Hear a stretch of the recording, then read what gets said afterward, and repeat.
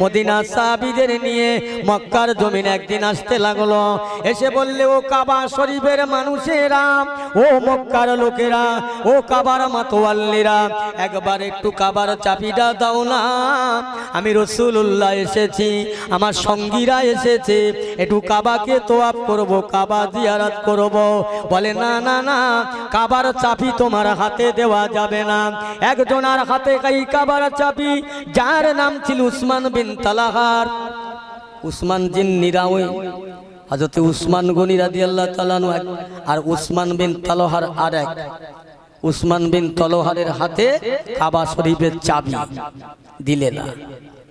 আল্লাহর নবী এসে বলছে, উসমান বিন তালহার, বড় কষ্ট করে এসেছি মক্কায়, আবার ফিরে যাব মদিনায়, কাবার চাবিটা দাও না, কাবাটা তওয়াফ করব। মনে বড় আশা নিয়ে, ভরসা নিয়ে, বুক ভরা ভালোবাসা নিয়ে এসছি, একবার চাবিটা দাও। না না, চাবি দেওয়া যাবে না, অত সস্তা না, দেবেন না। না, যতই কাঁদা কাটা করো আর যাই করো, কাবার চাবি দেওয়া যাবে না। আল্লাহ নবী বড় দুঃখ পেয়ে, ব্যথা পেয়ে বলতে লাগলো, ও উসমান বিন তালহার, এই কাবার চাবি একদিন তোমাদের হাতে থাকবে না। তাহলে কোথায় যাবে? আমার নবীকে দিয়ে তাহলে চাবিটা কোথায় যাবে? আল্লাহ নবী বললেন, উসমান বিন তালহার, এই কাবার চাবি একদিন তুমি রাখতে পারবে না। আল্লাহর নবী আবার চলে গেলেন মদিনাতে। গিয়ে মক্কা থেকে আবু জেহেল বেঈমান ঘোষণা করে দিলে, মক্কা থেকে জিহাদ হবে, যুদ্ধ হবে, বদরের যুদ্ধ। বেঈমান আবু জেহেল চিন্তা ভাবনা নিলেন, এ মুহাম্মদ, মক্কার মানুষ যদি মদিনায় কেউ যায়, তাকে মক্কায় ফেরত দিতে হবে। অতএব মদিনার মানুষ যদি মক্কায় আসে, আমরা আর মদিনায় ফেরত দেব না।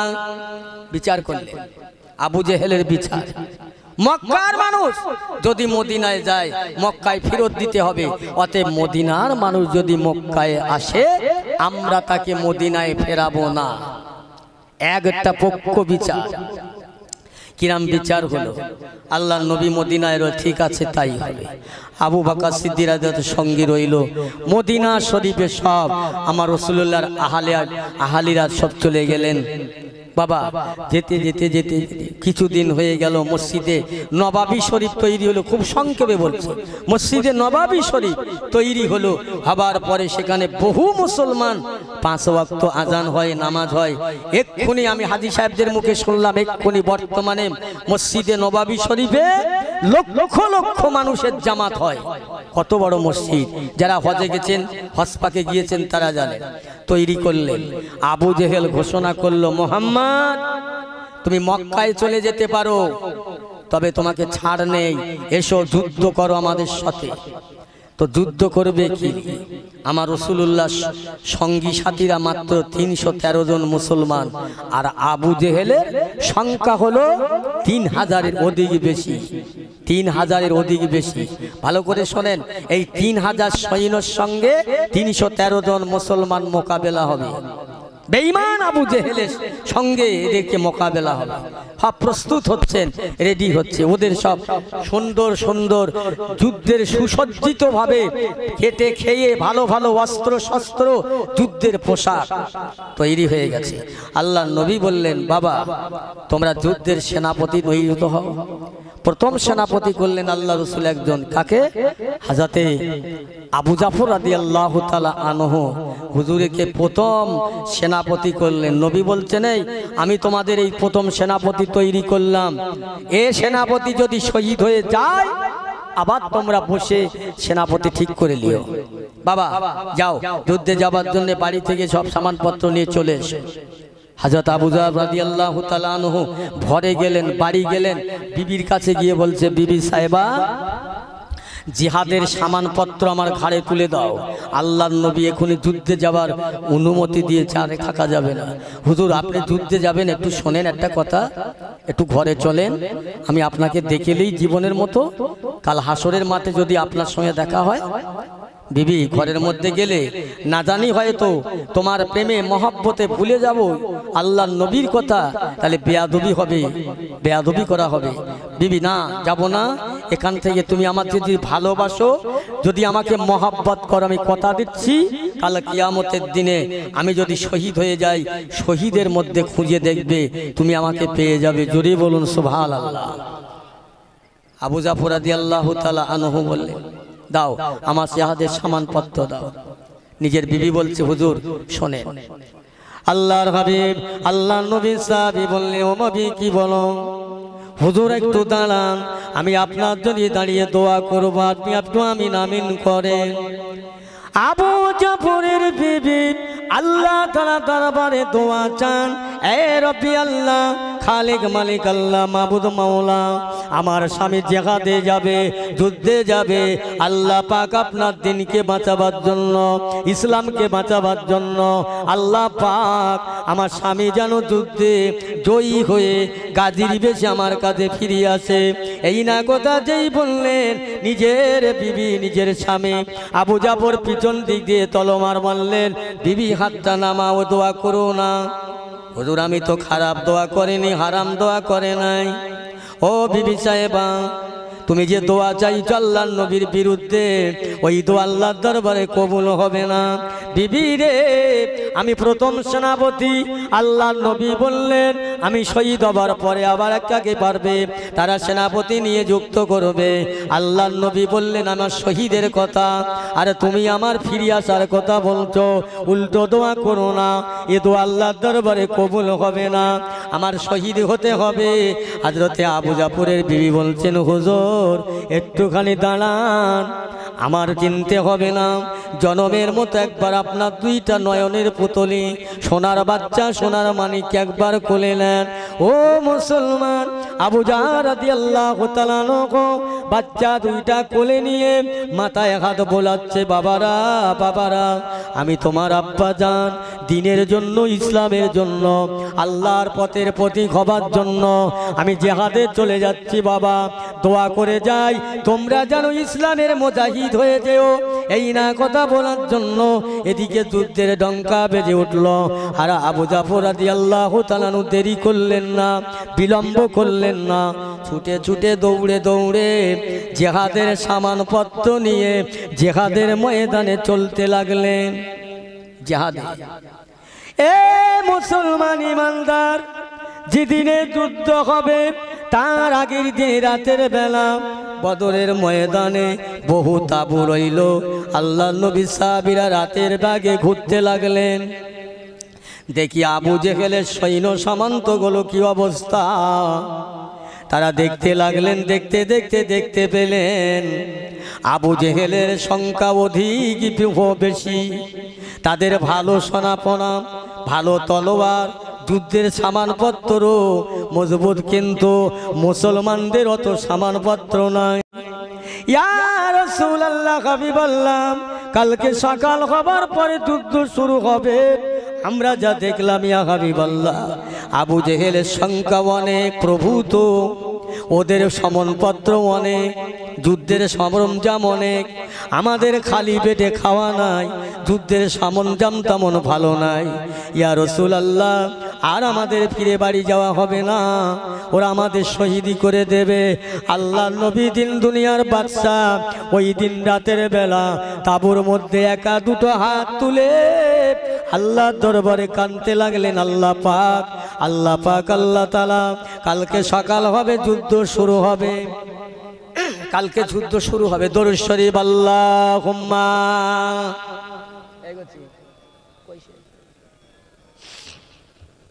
এই একটু চা দাও তো, গরম চা। দেখি কমিটির লোকগুলো গেল কোথায় সব?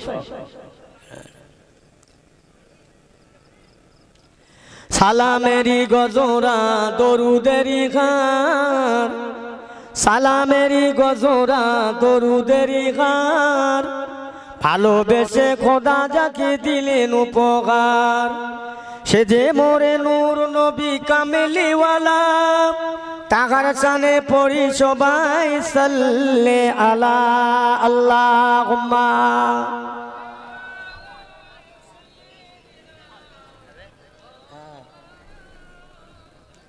ওয়ালা আলে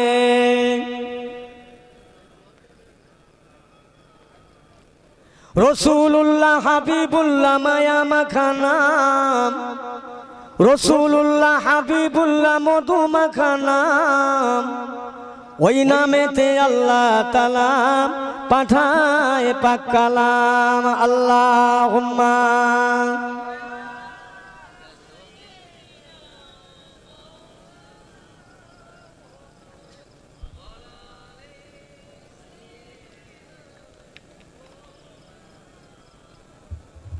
এ জগতে যার দিল ভাই নবীর প্রেমে কাঁদে না এ জগতে যার মন ভাই নবীর শানে কাঁদে না পরকালে রোজ হাসরে নবীর দিদার পাবে না আল্লাহুম্মা জোরে জোরে সাল্লাল্লাহু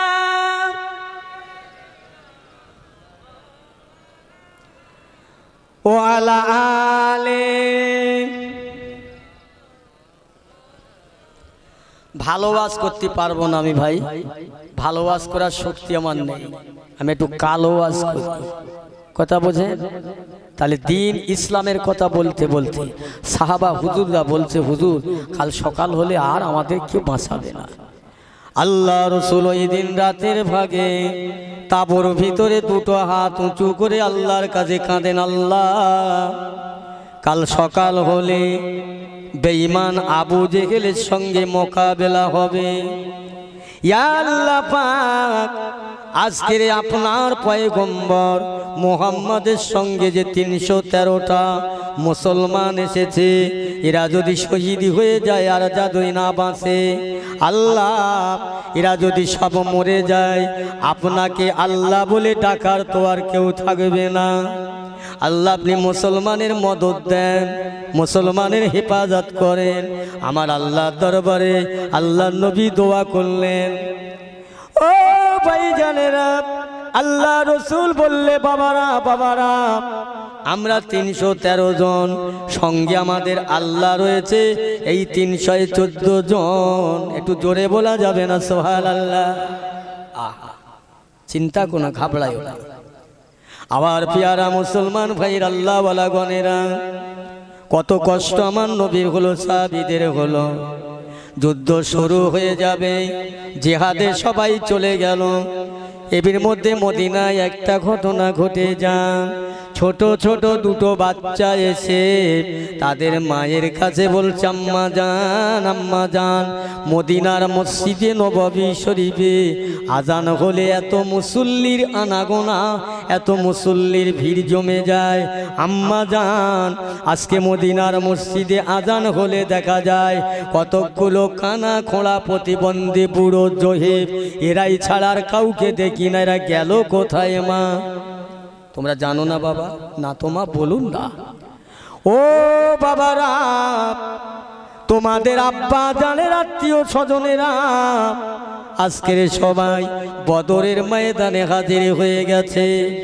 বেঈমান আবু জেহেলের সংখ্যা নিয়ে অনেক বদরের ময়দানে আর তোমার আব্বা জানেরা গিয়েছে আল্লাহর নবীর সঙ্গী হয়ে ইসলামের পক্ষে দিনের পক্ষে কোরআনের পক্ষে হয়ে আর বেঈমান আবু জেহেল হলো দিনের দুশমন আল্লাহর দুশমন ইমান রাসূলের দুশমন বাবারা বাবারা আজকের তারা যুদ্ধ করবে তারা চলে গেছে ইসলামকে জীবিত জিন্দা করার জন্যে আম্মা জান আমাদের আপনজনেরা মুরব্বীরা তারা ইসলামকে বাঁচাবার জন্যে চলে গেল আজকের তারা শহীদ হয়ে আল্লাহর জান্নাতে যাবে আমরা কি যেতে পারবো না তোমরা কি পারবে বাবা জিহাদ করতে মা না পারার কি আছে না পারার কি আছে ও মা জননী ও মা জননী দয়া করে একবার কি আমাদের হাতে ছোট ছোট দুটো তলোয়ার দিতে পারো মা দেখি একবার আমাদের বাপ চাচাদের সঙ্গী হয়ে বদরের ময়দানে একসাথে যুদ্ধ করা যায় কি না জোরে বলুন না সুবহানাল্লাহ দরুদ শরীফ আল্লাহুম্মা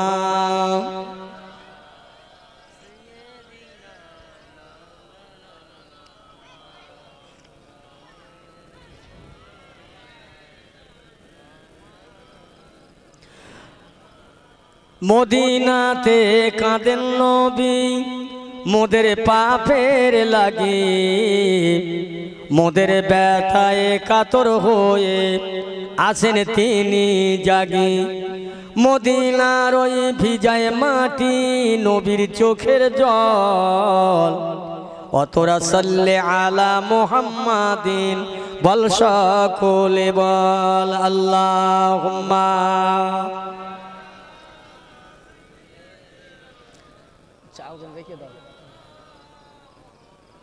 ওয়ালা আলে। তাহলে ভাই দুটো বাচ্চা তাদের মায়ের কাছে বলছে, মা আমাদের বড়দের জন্য বড় বড় যদি তরবারি হয়, আমরা ছোট, আমাদের জন্য ছোট তরবারি হবে না? এই চিন্তা করেন ইসলাম কারা মেনেছিল, ইসলামকে কারা প্রাধান্য দিয়েছিল। তো বাচ্চা মা বড়দের জন্য যদি বড় বড় তরবারি হয়, আমরা ছোট বলে আমাদের জন্য ছোট তরবারি হবে না? বাবা তোমরা কি জিহাদে যাবে? জিহাদ করতে পারবে? আম্মা জান না পারার কি আছে, দোয়া করেন না, ছোট্ট দুটো তরবারি দেন না। মা বলছে, বাবা দাঁড়াও, ঘর থেকে ফিরে একটু অপেক্ষা করো। মা ঘরে গিয়ে ছোট দুটো তলোয়ার এনে বলছে, বাবা এই নাও, জিহাদে চলে যাও। ও বাবারা, তোমরা যদি জিহাদে গিয়ে শহীদি হয়ে যাও আর যদি ফিরে না আসো, মা বলে না দেখো আমার কোনো দুঃখ লাগবে না, ব্যথা লাগবে না, আমি বেজার হব না। বাবারা কাল কিয়ামতের ময়দানে হাসরের মাঠে আমি মেয়ে ছেলে আল্লাহ দরবারে বলতে পারবো, আল্লাহ আমার কোনো ইবাদত নেই, আমল নেই, তবে আমার নারী ছেঁড়া কলিজা ছেঁড়া দুটো বাচ্চাকে বদরের ময়দানে আল্লাহ রসুলের পক্ষে পাঠিয়ে দিয়েছিলাম, তারা দুনিয়া শহীদ হয়ে গেছে। আমি সেই বদরের যুদ্ধে শহীদানের মা, এতটুকু বলতে পারবো, জোরে বলুন সুবহানাল্লাহ। মা কি রাখো, যাও বাবা, মা আমাদের দোয়া করে যাও। বাবারা দোয়া করছি, আর একটা কথা শুনে নাও, শহীদ হবার আগে, শহীদ হবার আগে তোমরা বেঈমান আবু জেহেলকে জাহান্নামে দিয়ে তারপর শহীদ হয়ে যেও।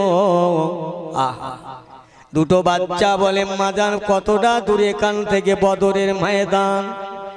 বাবারা এখান থেকে বহু দূরে, বেশ কিছু দূরে। দুই ভাই তারা প্রতিযোগিতার মতো দৌড়ালে, দৌড়ে দৌড়ে বদরের ময়দানে গিয়ে দেখে যুদ্ধ শুরু হয়ে গেছে, যুদ্ধ আরম্ভ হয়ে গেছে। হযরত আলী রাদিয়াল্লাহু তাআলা আনহু আর একজন সাহাবী যুদ্ধ করছেন।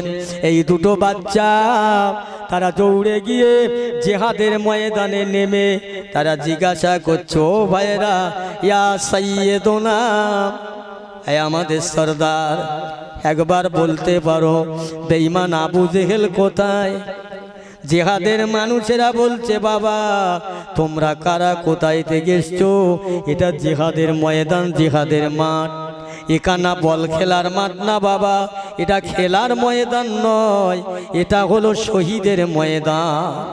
বাবা ফিরে যাও, মায়ের কোলে বাচ্চা, মায়ের কোলে ফিরে যাও। ওই সময় বলেছিলেন, হ্যাঁ আমাদের সরদার, ফিরে যাব বলে আমরা আসেন নাই, ফিরবো বলে আসেন নাই, আমাদের তামান্না শহীদ হব, জোরে বলুন সুবহানাল্লাহ। আমাদের তামান্না শহীদ হয়ে যাব, আমাদের মায়ের দোয়া রয়েছে, আমাদের ফিরে যেতে বলো না।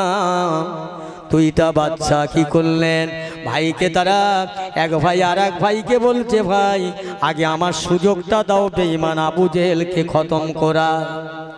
ও মুসলমান ইমানদার, বেঈমান আবু জেহেলকে বড় যুদ্ধবতী মারিনি, বড় বীরে মারিনি।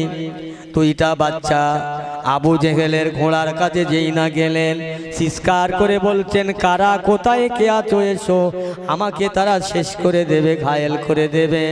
কিন্তু তার আগে এক ভাই আবু জেহেল যে ঘোড়ার পিঠে বসেছিল ওই ঘোড়াটাকে আঘাত করে জমিনে পড়ে গেলেন। আর এক ভাই বেঈমান আবু জেহেলের গর্দানে এক তলোয়ার মেরে মাথাটা আলাদা করে দিলেন, দিয়ে আবু জেহেলকে চিরজনমের মতো জাহান্নামে পৌঁছে দিলেন। জোরে বলুন সুবহানাল্লাহ, জোরে বলেন না সুবহানাল্লাহ। এ ছিল ইসলামের ইতিহাস, এরাই ছিল ঈমানদার। জিহাদ হয়ে গেল, যুদ্ধ হয়ে গেল। আল্লাহর নবী আল্লাহ রসুল সাহাবীদেরকে নিয়ে বললে, বাবারা আমি তোমাদের কাছে কয়টা নসিহত করছি, শুনে নাও। খবরদার তোমরা জানো আগে কাউকে আঘাত করবে না। এক নম্বর, যদি তোমরা কাউকে আঘাত করো তাহলে বলবে মুসলমানের অত্যাচারে আমরা তার পর আঘাত করলাম। বাবা তোমরা আগে মার খাবে, তারপরে ওদের পাল্টা আঘাত করবে। আগে জানো তোমরা মেরো না, আমি রসুলুল্লাহ বলে যাচ্ছি। আর ওই তাঁবুর মধ্যে তোমরা যাবেন না। আবু জেহেলের তাঁবুর মধ্যে অনেক মহিলা আছে, শিশু বাচ্চা আছে, অনেক বুড়ো মানুষ আছে। তোমরা ওদের দেখবে না, ওদের ঘর বাড়ি তোমরা জ্বালাবে না, ওদের ক্ষতি করবে না। খবরদার আমি রসুলুল্লাহ, আমার ওসিয়াতটা মেনে নাও। আহা, যুদ্ধ করলো। আমার নবী কেমন নবী বাবা, কারো প্রতি তোমরা আক্রমণ করবে না, খবরদার। ভাইজিরা, ভাইয়েরা আমার, দোস্তেরা, জিহাদের বদরের জিহাদ শেষ, যুদ্ধ শেষ হয়ে গেল। সেই সময় আল্লাহ পাক ওই বদরের যুদ্ধের ময়দানে যুদ্ধে চলাকালীন আল্লাহর রহমতের বৃষ্টি হয়ে গেল, পানি হলো। জিহাদ তোর ভেঙে গেছে, বেঈমান আবু জেহেল চিরতরে জাহান্নামে চলে গেল। আমার ভাইয়েরা, দোস্তেরা, আল্লাহর নবী জুমায় বলেছিলেন, উসমান বিন তালহার এই কাবার চাবি একদিন তোমাদের হাতে থাকবে না, কথাটা মনে রাখবেন। ও মুসলমান, মক্কা ফতেহ করলো, জয়ী হলো, আল্লাহর নবী বিজয়ী হলেন। এবার মক্কার লোকেরা যারা আমার নবীর দুশ্মন, দুশ্মনী, তারা শুনতে পেল আব্দুল্লাহর বেটা মোহাম্মদ বদরের প্রান্তে জিতে গিয়েছে, জিহাদে মন করে বিজয়ী হয়েছে, আর বাঁচাবে না, মক্কায় ফিরে আসছে, আমাদের প্রতিশোধ নেবে, নিশ্চয়ই আমাদের আর বাঁচাবে না। এই না ভয় করে বাড়ি ছেড়ে, গ্রাম ছেড়ে, নিজেদের জানের ভয়, প্রাণের ভয়ে পালিয়ে যায়। শোনেন কত কষ্ট করে, কি ছিল নবীর অপরাধ। আমার নবী তো কারো ক্ষতি করেনি, শুধু একটাই, ইসলাম প্রচার করতে দেবে না। মক্কা ছেড়ে মদিনায় গেল, জিহাদ হলো, বিজয়ী হলো, মক্কায় ফিরে আসছে। মক্কার মানুষেরা, নারী পুরুষ সব পালিয়ে যাচ্ছে, সব পালিয়ে। একটা বুড়ি মহিলা মাথায় একটা ভারী একটা বক্সা নিয়ে, পুটলি নিয়ে আসছে, আর গাল দিচ্ছে কাকে? এই মক্কার লোকেরা, তোমরা পালিয়ে যাচ্ছ মোহাম্মদের ভয়েতে। আমি বুড়ো মানুষ, হাঁটতে পারি না, তোমরা আমাকে একটু সঙ্গে করে নিলে না। এ মুসলমান, এমন সময় একজন যুবক সামনে দেখা, বুড়ি মেয়েটা কাঁদতেছে আর গাল দিচ্ছে। সামনে হয়ে দেখা হলো, মা কি হয়েছে আপনার, এত কান্নাকাটি করেন কেন? বাবা শোনেন না কেন কাঁদি, কেন কাঁদতেছি? আমরা যে মোহাম্মদকে মক্কা থেকে তাড়িয়ে দিয়েছিলাম, আবার সেই মোহাম্মদ মক্কায় আসছে, জিতে গিয়েছে, আমাদের মেরে দেবে, প্রতিশোধ নেবে, বদলা নেবে। যে যার ভয়েতে আমার বেটা, আমার পুত্রবধূ চলে গেছে। আমি বুড়ি বলে হাঁটতে পারি না, আমাকে তারা দেখলো না। ও বাবা, সবাই যে যার জানের ভয়ে পালিয়ে যায়, আমি বুড়ো মানুষ হাঁটতে পারি না, রেখে দিয়ে চলে গেছে। ওই যুবকটা বলছে, মা একবার কি বলতে পারবে, তোমার এই পোটলাটা যদি বয়ে তোমার জায়গা মতো পৌঁছে দেই, তুমি কি খুশি হবে না? হ্যাঁ বাবা, আমার বড্ড উপকার হবে। ভাইয়েরা আমার, বক্সাটা মাথায় করে নিয়ে বুড়ি মহিলাটার হাতটা ধরে টুকটুক করে যায়, আর বুড়ি মেয়েটা গালি দেয়। এত বিকৃষ্টি ভাষায় গালি, সে গালি ভাষায় বলা যাবে না। মুসলমান যেতে যেতে পৌঁছে গেল জায়গা মতো। বাবা আর যাবার লাগবে না, এই জায়গায় নামিয়ে দাও মোটটা। আমার এখানে আমার গ্রামের মানুষেরাই পাহাড়ের মধ্যে আত্মগোপন করে আছে। আহা চলে আসছে, মা আমি চললাম, আবার যদি কোনোদিন এরকম কষ্ট হয় চেষ্টা করব কষ্ট থেকে উপকার করার। বুড়ি মেয়েটা বলছে, বাবা চলে তো যাচ্ছ, দাঁড়াও, আমার 10 মাস 10 দিন পেটে রাখা বেটা আমার ছিল না, আমার পুত্রবধূ ছিল না, আমার নাতি পোতা গ্রামবাসী আমাকে দেখলো না, তোমাকে চিনি না জানি না, তুমি অজানা অচেনা, তুমি আমার মোটটা বহন করে এই পর্যন্ত দিলে, একবার তোমার পরিচয়টা বলো না বাবা। না মা, পরিচয় শোনার দরকার নেই, না বলতে হবে। আবার যদি কোনোদিন কষ্টে পড়ো চেষ্টা করো, না বাবা একটু বলো, তোমার এত জানে মায়া, তোমার জানে এত দয়া দেখি না, সবাই পালিয়ে যায় কেউ আমার দিকে তাকালো না, আর তুমি আমার মোটটা বহন করে এই পর্যন্ত দিলে বাবা, একবার তোমার পরিচয় বলো, নামটা বলো। বলছে না বুড়িমা, আমার পরিচয় শোনার দরকার নাই, নাম শোনার দরকার নাই। বারবার যখন নাছর বান্দার মতো ধরলেন আমার পিয়ারা ভাইরা, ওই সময় বলতে রয়েছে, বুড়িমা তুমি কি আমাকে চিনতে পারবে, আমাকে চেনো? বলে না বাবা। ওই সময় বলতেছে, মা যার ভয়েতে আজ মক্কা ছেড়ে মানুষেরা দলে দলে কাতারে কাতারে চলে যাচ্ছে, আমি সেই আব্দুল্লাহর বেটা মোহাম্মদ। জোরে বলুন, আমি সেই আব্দুল্লাহর বেটা। বুড়ি মেয়ে ছেলে থরথর করে কাঁপতে লাগলো, হায় হায় কত চেষ্টা করেছে আপনাকে মারার জন্য, ধরার জন্য, ধরতে পারেনি, মারতে পারে নাই, কেন আপনাকে মারবে? আপনি যে সেই মোহাম্মদ, আমি চিনলাম না। ও বাবা মোহাম্মদ, পৃথিবীতে বহু মানুষ আছে, সবাই ভয়েতে পালিয়ে যায়, আমার কেউ দেখলো না, আপনি আমার মোটটা বহন করে এই পর্যন্ত পৌঁছে দিলে, আপনার জানে দয়া তো মায়া। দাঁড়াও বাবা, আপনার জানে এত মায়া দয়া আমি জানতাম না, আমি তোমার হাতটা ধরে গাল দিছি বাপ, কত কষ্ট না আপনার মনে লেতা লেগেছে, কত কষ্ট হয়েছে, তাই আমাকে মাফ করে দেন। আল্লাহর নবী বলেছিলেন, বুড়িমা আমি তোমাকে মাফ চাইবার আগে আমি রাসূলুল্লাহ তাকে মাফ করে দিলাম। জোরে বলুন সুবহানাল্লাহ। বুড়ি মেয়েটা আল্লাহ পাকের নবীকে হাতটা ধরে বলছে, বাবারে শুনে নাও, মক্কার হাজার হাজার মানুষ, শয়ে শয়ে মানুষ এই পাহাড়ের নিকটে আত্মগোপন করে বসে আছে। ও বাবা দাঁড়াও, একটু দাঁড়াও। বুড়ি মেয়ে ছেলেটা আল্লাহর নবীর কাছে কলমা পড়ার আগে ওদেরকে ডাকছে, এই মক্কার লোকেরা, তোমরা যে আত্মগোপন করে আছো নিস্তব্ধ হয়ে, একবার বেরিয়ে এসো, একবার দেখো এই মানুষটা কেমন মানুষ, আর কাকে তোমরা মারার জন্য প্রস্তুতি নিয়েছিলে। পিয়ারা মুসলমান বাপজি ভাইয়েরা, আমার নবীর এই আদর্শ দেখে, নীতি দেখে হাজার হাজার হাজার হাজার ও মুসলমান সেদিন কলমা পড়ে মুসলমান হয়েছিলেন। জোরে বলুন, বুঝেছে? আমার রাসূলুল্লাহর এত অবদান আছে। মক্কার বুকে আসলেন উসমান বিন তলহার, যার হাতে কাবার চাবি। আমার নবী দাঁড়িয়ে গেলেন, উসমান বিন তলহার এসে কোনো জায়গায় কিচ্ছু না, এসে বলছে, এই নেন চাপিলেন আপনার কাবার চাবি, আপনি নিলেন। একবার জোরে বলা যাবে না সুবহানাল্লাহ? কি মান দেয় আল্লাহ, ইজ্জত দেয় আল্লাহ, সম্মান দেয় আল্লাহ, ইজ্জত খোয়ায় আল্লাহ, সম্মান খইয়ে দেয় আল্লাহ, সবকিছু আল্লাহ করনেওয়ালা।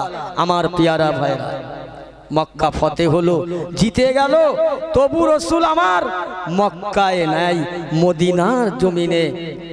এক সময় মক্কা আর মদিনার মানুষের ঝগড়া বেঁধে গেছে। কি ঝগড়া? বলছে এই মক্কার দাম বেশি না মদিনার দাম বেশি? মক্কার লোক বলছে মক্কা শরীফের দাম বেশি, কেননা মক্কা শরীফে কাবা আছে। সমস্ত মানুষ যখন নামাজ পড়ে কি বলে? কাবাতে শরীফাতে আল্লাহু আকবার। এই জন্য কাবার মূল্য বেশি। মদিনার লোক বলছে না, মদিনার দাম বেশি। যে মদিনা শরীফে আল্লাহর নবী শুয়ে রয়েছে, দুজনার মধ্যে, মক্কা মদিনার মধ্যে একটা ঝগড়া, একটা তর্ক বিতর্ক। এক বুড়ো জহিব উঠে বলছে, মক্কা মদিনার মানুষ শোনো, আমি বলছি মক্কার দাম মদিনার দামের লিয়ে কথা না, আমি বলছি যে রসুলকে না পাঠালে মক্কা হতো না, মদিনা হতো না, গোটা বিশ্বে হতো না। সেই নবীর ওসিলা করে কাজী সব থেকে আমার নবীর সম্মান বেশি। জোরে বলুন সুবহানাল্লাহ। নবীর সম্মান বেশি। আমার ভাইয়েরা দোস্তেরা, এ নবী কোন নবী, কেমন নবী? আমি তো নবীর পাকের কথাই বলে যাচ্ছি আর আপনারা শুনে যাচ্ছেন। নবীকে আমরা চিনি। নবী হচ্ছে নূরের নবী, জিন্দা নবী। নবী ছিল নিষ্পাপী, বেগুনাহ, মাসুম। নবী হলো আমাদের ঈমান। আহা, মদিনার কতকগুলো মেয়েরা আম্মাজান খাদিজার কাছে গিয়ে বলছেন, আম্মাজান খাদিজাকে বলছেন, আম্মাজি বলেন আল্লাহর নবী কেমন? আল্লাহর নবীকে তুমি যতটা জানো আমরা অতটা জানি না। আম্মাজান খাদিজা বলেছিলেন, এ মদিনার মানুষেরা, আল্লাহ রসুল গোটা বিশ্ব মুসলমানের জন্য জ্বলন্ত ঈমান। জোরে বলবেন না সুবহানাল্লাহ। আল্লাহ রসুল আল্লাহর হাবিবকে আল্লাহ নূর করে, জ্যোতি করে, বেগুনা মাসুম করে পাঠালেন, যার ছায়া জমিনে পড়ে না, যার ছায়া জমিনে পড়ে না, যার পেশাব পায়খানা লালা তো আল্লাহ পাক এত নেয়ামত দান করলেন। সেই নবী আজকে মক্কা থেকে মদিনায় যাবার আগে পাহাড়ের গুহার ভেতরে, যেখানে মানুষ বসবাস করে না, মানুষ থাকার জায়গা নয়, ও মুসলমান ইমানদার, আল্লাহর নবীকে এই জায়গায় নিয়ে ঢোকানো হয়। আবু বকর সিদ্দিক ঢুকে দেখলেন ওই জায়গাটা বালি আর পাথর আর কাঁকরে ভরা।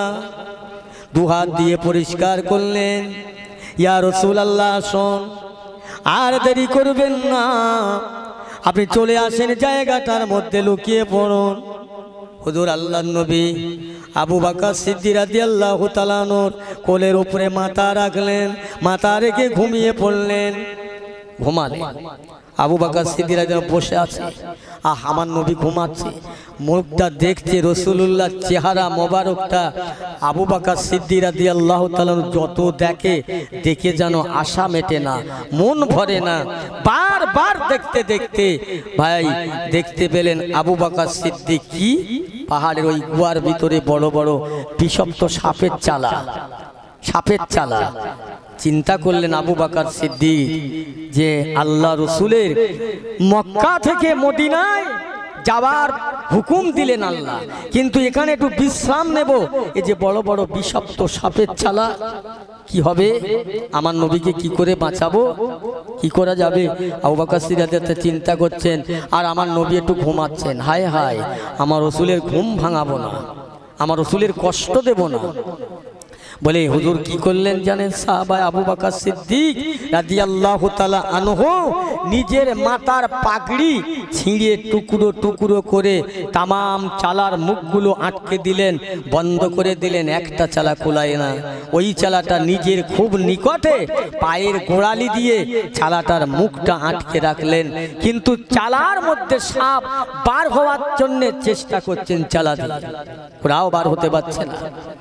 হুজুর আবু বকর সিদ্দিক যেখানে পায়ের গোড়ালি সাপ, ওই জায়গায় তিনবার দংশন করলেন।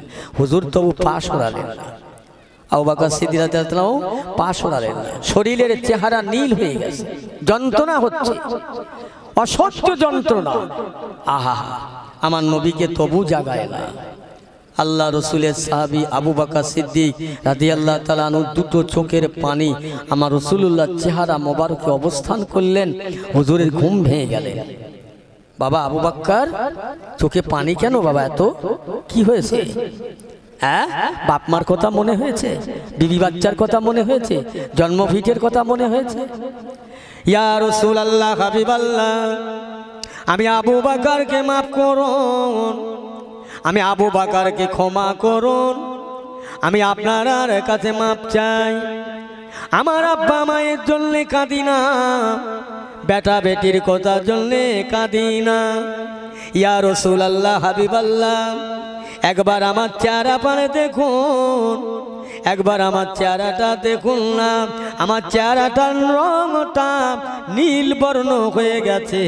ইয়া রাসূলুল্লাহ হাবিবাল্লাহ, এই জন্যে আমি আবু বকর আমি এখানে বসে দেখতে পেলাম তামাম চালা সবের চালা। ইয়া রাসূলুল্লাহ ইয়া হাবিবাল্লাহ, ওই চালাগুলো বন্ধ করবার জন্য আমি আবু বকরের মাথার পাগড়িটা ছিঁড়ে ছিঁড়ে টুকরো টুকরো করে আমি সমস্ত চালা বন্ধ করলাম, একটা চালা কুলায় না। ইয়া রাসূলুল্লাহ, ওই চালার বুড়ালিটা আমার পা দিয়ে চাপা রাখলাম, সাপ এসে আমার পায় তিনবার করে দংশন করলেন। ইয়া রাসূলুল্লাহ হাবিবাল্লাহ, আমার চেহারা নীলবর্ণ হয়ে গেল। বাবা আবু বকর, প্রথম যখন সাপটা তোমাকে দংশন করলো কামড়ালো তখন জাগালেন না কেন? ইয়া রাসূলুল্লাহ হাবিবাল্লাহ, আমি আবু বকর মরে গেলে আমার মতো আবু বকর হাজার হাজার তৈরি হবে, আপনার যদি ক্ষতি হয় আমি কি জবাব দেব? ইয়া রাসূলুল্লাহ হাবিবাল্লাহ, আমি আবু বকর মরতে রাজি আছি, আপনার কষ্ট হতে দেব না। আপনি তামাম রাতটা ধরে কখনো খেটেছেন, কখনো দৌড়েছেন, কখনো পাথর লেগেছে, পায়ে কেটে গেছে, কষ্ট হয়েছে। ইয়া রাসূলুল্লাহ, আপনি আরাম করে ঘুমাবেন, আমি ঘুমটার ক্ষতি করতে রাজি নয়। এই জন্যে আমি আপনাকে ডাকিনি, আমি আপনাকে জাগাই নাই। আমার আপনার নবী, দয়ার নবী, বিশ্ব নবী হুজুর বললেন, বাবা আবু বকর পাটা সরিয়ে লাও, পাটা নাড়াও। দয়ার নবীর গালের লালা মোবারক ওই জায়গায় ঘষিয়ে দেওয়ার পরে আবু বকর সিদ্দিক রাদিয়াল্লাহু তাআলা বলেন, ইয়া রাসূলুল্লাহ হাবিবাল্লাহ, আপনার গালের লালা দুধু মোবারকের ওসিলায় আমার সাপের সমস্ত বীজগুলো ঠান্ডা হয়ে যায়। জোরে বলেন না সুবহানাল্লাহ। হুজুর আর কোনো কষ্ট নাই। কি গো, সাপে কামড়ালে হসপিটালে নিয়ে বলতে হবে কি সাপে কামড়েছে, তারপর তার চিকিৎসা। আমার নবী ওটাও জিজ্ঞাসা করলেন। যাক, ওর মধ্যে আমার নবী আছে, আবু বকর সিদ্দিক রাদিয়াল্লাহু আছে। এখন বেঈমান কাফের আবু জেহেলের দলেরা ওরাও বেরিয়ে পড়েছে মদিনার পথে। বেরিয়ে যে জায়গাটা আমার নবী আছে ওই জায়গায় গিয়ে সব কাতারে কাতারে আল্লাহর নবী আবু বকর সিদ্দিক রাদিয়াল্লাহু আনহু নবীকে বলছে, হুজুর ওই দেখো সেই মক্কার কাফেররা আমাদের পিছনে, এই দেখো বাইরে অনেক মানুষ, ওরা আমরা মাত্র দুজন। এই আবু বকর, আমরা দুজন নয়, আমরা দুজন নয়, আমরা তিনজন। আমি রাসূলুল্লাহ, তুমি আবু বকর, আর সাথে আমার আল্লাহ। জোরে বলুন সুবহানাল্লাহ। আমরা দুজন নয়, আমরা তিনজন আছি, চিন্তা নেই, চিন্তা করো না। রসুল সাহস দিলেন। ওরা সব ঘুরছে, কোথায় গেল মোহাম্মদ, এখান থেকে কোথায় গেল? এক জায়গায় গিয়ে দেখছে না কবুতরে ডিম পেড়ে তা দিচ্ছে, একজন বলছে এখানটায় দেখো তো পায়রায় ডিম পেড়ে তা দিচ্ছে, আর একজন বলছে বেহায়া কমবক্তা, এখানে যদি একটা মানুষ থাকবে তাহলে কবুতরে ডিম পেড়ে তা দেয়। আর এক জায়গায় গিয়ে দেখছে এই জায়গাটা দেখো তো ইঁদুরের বাসা, ইঁদুর আছে, বলে এখানে যদি মানুষ থাকবে ইঁদুর কি থাকতে পারে? এই করে করে আমার একটা জায়গায় গিয়ে বলছে এখানটাতে দেখো এই মাকড়সার জাল বেঁধে ঘিরি আছে, ইরির নিচে মনে হয়। আর একজন পিছন দিয়ে গিয়ে মারল এক থাপ্পড়, বেয়াদব, এখানে যদি মানুষ থাকে, মাকড়সার জাল বেঁধে থাকে, ও তো ছিন্ন ভিন্ন হবে। যে জায়গাটায় আমার নবী আছে, মাকড়সার কি দয়া হলো, জাল বেঁধে রেখে দিল, আমার রসুল কি আর তারা দেখতে দিল না? জোরে বলেন না সুবহানাল্লাহ। তাহলে নবী কি শুধু এই ঘটকপুকুর বিলধারীর মানুষ ছিল? তামাম পৃথিবীর যত যা কিছু আছে সব আমার নবীরে চেনে, সব নবীরে ভালোবাসে। সবার নবী, গাছের নবী, মাছের নবী, দরিয়ার নবী, পাহাড় পর্বত, এক কথায় 18,000 মাখলুকাতের নবী। বলুন না সুবহানাল্লাহ। তাহলে সবাই চিনলো, সবাই ভালোবাসলো, বেঈমান আবু জেহেল চিনতে পারলো না। ওখান থেকে কাফেররা সব বেরিয়ে চলে আসলো, দেখি মোহাম্মদ কোথায় যেতে পারে, একদিন না একদিন আসতেই হবে। হযরত আবু বকর সিদ্দিক রাদিয়াল্লাহু আনহু বলছে, হুজুর ওরা যে আমাদের ধরে ফেলে, বাবা আল্লাহ আমাদের সাথে আছে, আল্লাহ আমার হুকুম করেছে, আমি চলে এসেছি। আবার ওরা আল্লাহ কি ওদের হাতে আমার ধরিয়ে দেবেন? না, আবু বকরের চিন্তা করো না। মদিনা শরীফে খবর হয়ে গেল মোহাম্মদ মক্কা থেকে মদিনায় আসছে। মদিনার ছোট ছোট বাচ্চারা, ছোট ছোট ছেলেরা তারা পাহাড়ের উপরে উঠে আনন্দ করে খুশি করে তারা নাচ পড়তে থাকে। তারা এমন করে রাসূলুল্লাহর নামে কি সুন্দর নায়েতে রাসূল পড়তে আছে, তালা আল বদরু আলাইনা মিন সানিয়াতিল বিদায়ে ওয়াজাবাশ শুকরু আলাইনা মাদাহা লিল্লাহি দায়ে। এমনি করে পড়তে লাগলো। মদিনার মানুষেরা, মদিনার লোকেরা আমার রসুলকে পেয়ে যেন তারা আসমানের চাঁদ হাতে পেল। ও আমার ভাইজানেরা, আল্লাহর নবী যখন মদিনার দিকে রওনা হয়, মদিনার মানুষেরা এসে বলতে লাগলেন, ইয়া রাসূলুল্লাহ, হাবিবাল্লাহ, আমার বাড়ি চলেন। আর একজন বলে, না হুজুর আমার বাড়ি চলেন। এ বলে, না হুজুর আমার বাড়ি চলেন। আমার নবী চিন্তা করলো, আমি যার বাড়ি যাব সে খুশি হবে, যার বাড়ি না যাব সে বেজার হবে। আমি কাকে খুশি করব আর কাকে দুঃখ দেব?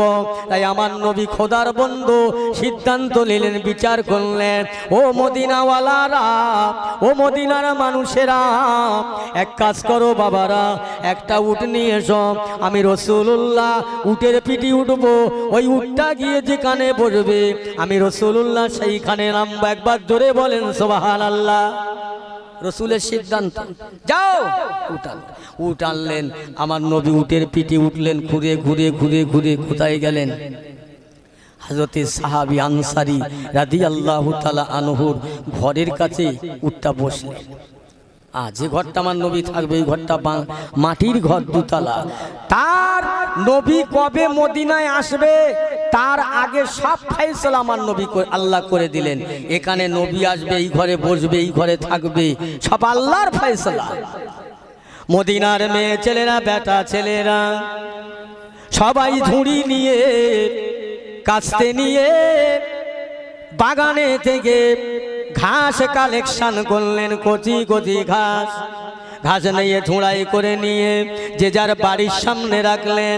যদি একবার আল্লাহর নবীর উটটা আমার বাড়ি দয়া করে ফিরে আসে ঘাসটা খাবার জন্য, সবাই ঘাস কালেকশন করে বাড়ির দরজায় দরজায় রাখলেন। কিন্তু না, ওই উটটা ঘুরতে ঘুরতে আনসারী রহমত রাদিয়াল্লাহু তাআলা নূর ঘরে চলে গেলেন। ও মুসলমান ইমানদার মদিনার মানুষেরা, আল্লাহর নবীকে পেয়ে যেন তারা আসমানের চাঁদ হাতে পেল। মদিনার লোকের এত ভালোবাসলো, এত মহব্বত করলো। কয়েকটা বছর হয়ে গেল, আল্লাহর নবী কতগুলো মানুষকে সঙ্গে করে নিয়ে